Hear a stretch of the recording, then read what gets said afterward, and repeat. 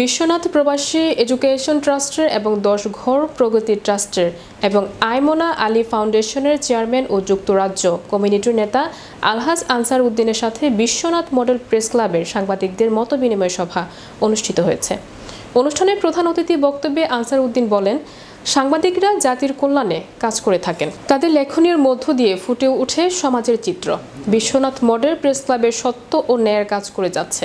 বস্তুনিষ্ঠ সংবাদ পরিবেশনের মাধ্যমে অনেক সুনাম কুড়িয়েছে এই প্রেস ক্লাবের সাংবাদিকরা। প্রেস ক্লাবের সার্বিক সহযোগিতায় সবসময় তিনি পাশে থাকবেন বলে আশ্বাস দেন। প্রেস ক্লাবের ভারপ্রাপ্ত সভাপতি কামাল মুন্না এর সভাপতিত্ব, সাধারণ সম্পাদক নবীন সোহেল এর পরিচালনায় মতবিনিময় সভায় বক্তব্য রাখেন করিমুন্নেসা মাদ্রাসার সিনিয়র শিক্ষক আব্দুর রাজ্জাক, প্রেস ক্লাবের সাবেক সভাপতি জাহাঙ্গীর আলম খায়ের, এমআর টুন্নু তালুকদার, সিনিয়র সদস্য সালেহ আহমদ শাকি, বিশ্বনাথ দর্জি কল্যাণ সংস্থার সভাপতি এম এ কাউসার আহমেদ।